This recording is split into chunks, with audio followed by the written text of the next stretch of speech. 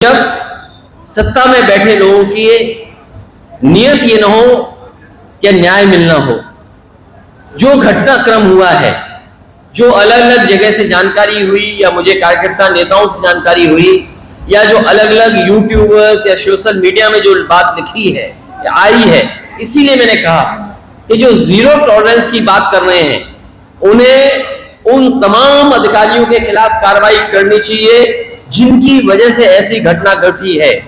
जिला पंचायत सदस्य पहले उनको मारा गया, और अगर हम डीएम का पहला स्टेटमेंट मान लें, डीएम ने जो स्टेटमेंट दिया वहां का घटना होने के बाद जो पहला स्टेटमेंट दिया, उन्होंने कहा कि रिटेलिएट हुआ है, कि एक घटना जब हुई और उसको देख करके परिवार के लोग आए और उसके बाद ये दूसरी घटना हुई। अगर इस घटना के लिए कोई जिम्मेदार है, 6 लोगों की जान जाने के लिए कोई जिम्मेदार है, तो वो सरकार है और वहां के अधिकारी हैं। सरकार अधिकारियों के खिलाफ नहीं कार्रवाई कर रही है। भारतीय जनता पार्टी उस घटना से लाभ उठाना चाहती है। हम तो कहेंगे कि समाजवादी पार्टी का डेलीगेशन जाएगा और दोनों परिवारों से मिलकर के जो सच है वो आपके सामने रखा जाएगा।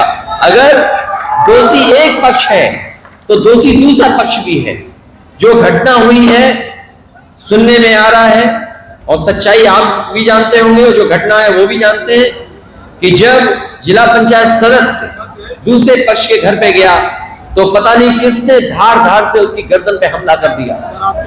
दराती जो गांव में सामान रहता उससे हमला कर दिया, जिसके कारण वहीं पर बेहोश हो गए। उसके बाद और दराती मारी गई, जिसकी वजह से सुनने में आ रहा है कि इतनी गर्दन पे मारी गई कि लोगों में ये रूमर फैल गया कि उनकी गर्दन काट करके उनकी हत्या कर दी।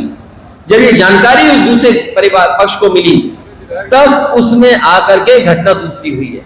अगर कोई दोषी है इस घटना के लिए तो सरकार है, बीजेपी है, और बीजेपी अगर चाहती है न्याय दिलाना दोनों परिवारों को, तो ऐसे अधिकारी जो वहां पर थे डे वन से और आज तक जिन्होंने इस घटना को बढ़ने दिया, उनके खिलाफ कार्रवाई होनी चाहिए।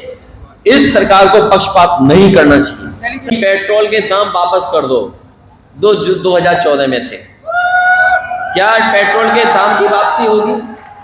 क्या डीजल के दाम की वापसी होगी? क्या बिजली के बिल की वापसी होगी? और इनकी वापसी ना कर पाओ तो कम से कम सांडों की वापसी कर दो। आप प्रतापगढ़ में 2000 सांड हैं शहर में, और जिस रास्ते आप आए होगे हर 5 किलोमीटर पे एक ने किसी ने मुलाकात की होगी आपसे भी।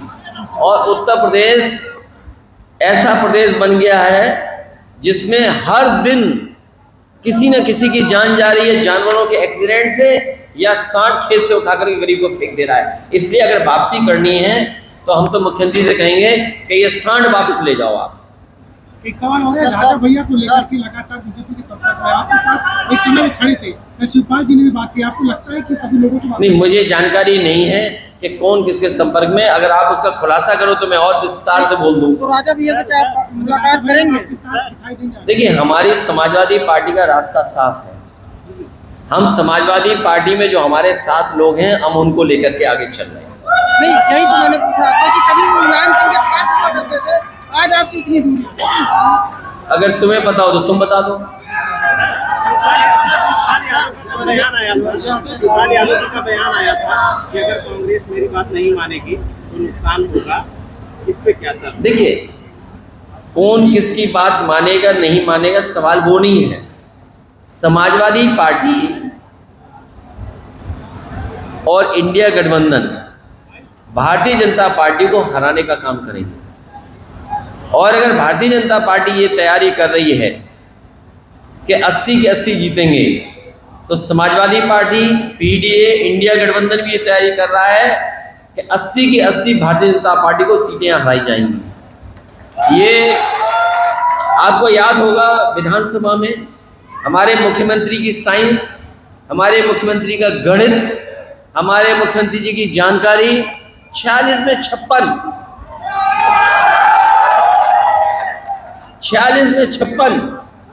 और अब तो जाति जनगणना की बात आ गई है।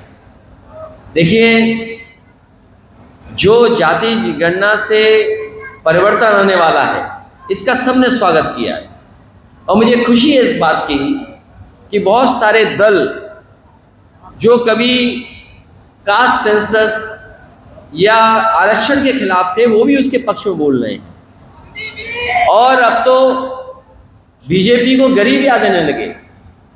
सोचो, वो बीजेपी जिसने नौकरी नहीं दी, रोजगार नहीं दिया, महंगाई बढ़ा दी, वो गरीबों को याद कर रही है। कोई उद्योग कारखाने नहीं लगे।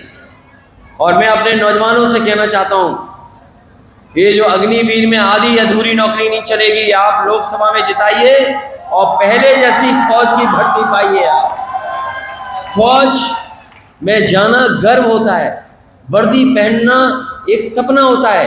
बताइए, बीजेपी ने राष्ट्र के साथ खिलवाड़ की, देश की सुरक्षा के साथ खिलवाड़ की, सीमाओं के साथ खिलवाड़ की, और आधी अधूरी नौकरी अग्निवीर नहीं चलेगी।